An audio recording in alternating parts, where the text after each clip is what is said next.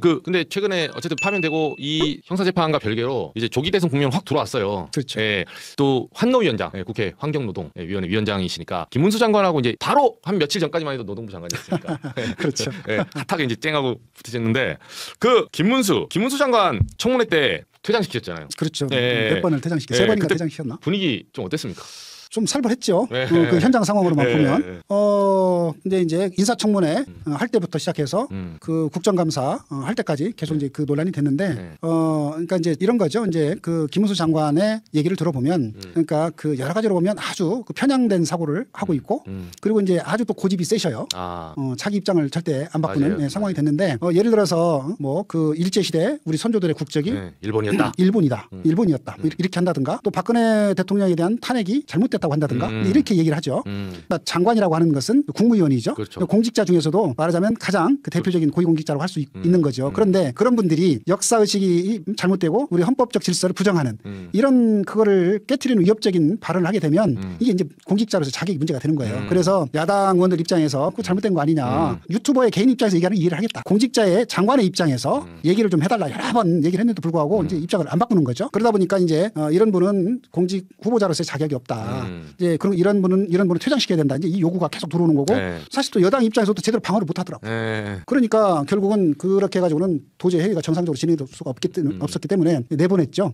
그런데 이제 뭐 이런 과정을 거치다 보니까 그러니까 자격이 없어서 내보냈는데 지금 근데 이제 그런 분이 대권 후보가 돼가지고 저러고 있으니 참 아이러니하죠. 지금 1위. 그래요? 예, 내일 당장 하면 김문수 후보가 됩니다. 뭐 한 5월 2일까지 가면 모르겠는데. 예. 근데 저 개인적으로 궁금한 게 위원장이 봤을 때 그럼 예를 들면 우리가 역사의식으로 보면 김문수 장관도 아니 솔직히 말해 바보는 아니잖아요. 그러니까 일부러 그러는 것 같아요? 아니면 알면서? 저는 일부러 그러는 것 같아요. 일부러? 속으로 이게 다 아는데 여기서 내가 좀 극우 한번 해줘야겠다. 뭐 태극기 빡 해줘야겠다. 일부러? 그럼 머리가 속마음은 내가 알 수는 없겠으나 그렇죠. 위원장이 봤을 때 제가 봤을 때는 그러리라고 생각해요. 왜냐하면 아니 우리가 이제 너무나 이제 상식적인 얘기잖아요. 일제 지배를 정당화할 수가 없는 건데 그렇죠. 그거를 정당화하는 전제에서 어떤 논리를 전개하면 그것은 통상 우리 국민으로서는 받아들이기 어렵죠. 근데도 불구하고 말하면 뉴라이트적인 어떤 시각에 그 전제한 그런 뭐 이런 구구적인 이런 사람들의 지지를 받으려고 그러면 그런 얘기를 하는 거죠. 그래서 이번에 이해되네요. 이번에 그 저희 인터뷰 해보니까 뭐 계엄 어땠냐니까 내가 들어놓았을 거다. 약간 선긋기 들어왔거든요. 지금 이제 윤석열 탄핵되고 막상 대선 국민 되니까 나는 계엄에 대해서 뭐 불법 계엄 이런 얘기를 계엄을 옹호하지 않아요. 계엄은 옹호하지는 않는데 근다고 또 그럼 탄핵을 해야 되느냐? 그건 또 탄핵은 아니라는 거거든요. 막 그러면서 자기가 그러니까 계엄과 탄핵에서 애매모호하게 예전에는 맞아. 막 불법 탄핵 이랬거든요. 며칠 전만 해도. 그래요. 근데 탄핵 딱 되고 나서는 약간 스탠스가 좀 좌로 이동한 거 살짝. 그럴 수밖에 없겠죠. 왜냐하면 그 처음에는 그렇게 얘기했다가 이제 헌법재판소에서 명확하게 얘기를 했거든요. 지금 헌법재판소에서 판결한 내용들을 보면 제가 이제 들어봤을 때도 그 쟁점이 됐던 것들을 하나하나 정확하게 증거에서 제대로 판단했더라고요. 그런 상황에서 헌법재판소가 윤석열의 계엄 행위를 위헌이라고 명확하게 평가를 했고 헌법 위반한 것이다, 중대하게 위반한 것이다 평가를 했는데 그것을 뭐 대놓고 옹호를 예를 들면 윤석열을 옹호하기는 어렵겠죠.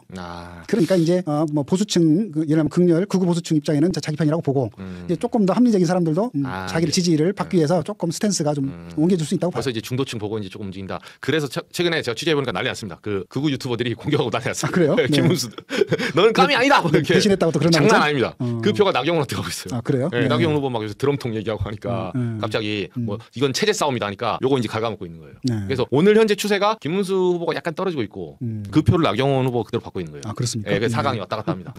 좀 궁금하시면 저한테 전화하십시오. 제가 국민의힘 경선 판단 늘 알려드릴게요. 알겠습니다. 요게 실시간으로 바뀌고 있는 거라서. 그런데 어쨌든 극우층만 기반으로 해서는 그렇죠. 한계가 있을 수밖에 없겠죠. 그렇죠.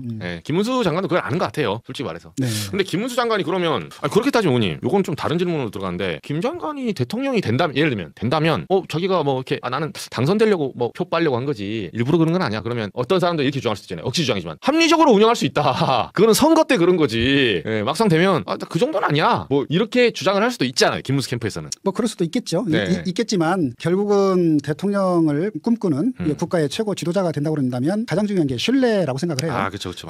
그분이 평소에 어떤 생각을 갖고 있는지, 국정 철학은 어떤지, 맞아요. 또 실제로 어떤 일들을 할 수 있는 능력은 또 어떻게 되는지, 이런 거에 준비가 얼마나 돼 있는지, 이런 거에 대한 그 총체적인 판단을 가지고 우리 국민들께서 믿을 수 있을 때 지지를 하지, 그렇지 않으면 지지를 하겠습니까? 맞네요. 그런데 국민들 어떻게 이 수많은 국민들 어떻게 속이겠습니까? 근데 조금 그런 점은 있네요. 윤석열 대통령의 경우를 보면 어찌 보면 참 일시적으로 많은 국민들을 속여서 대통령 완전 속인 거예요. 뭐 그렇게 볼 수도 있겠네요. 그때만 해도 뒤통수 쓰기 싫지 몰랐죠. 아마 그래서 이번에 국민들께서 이번에 또 속지는 않을 거라고 봅니다.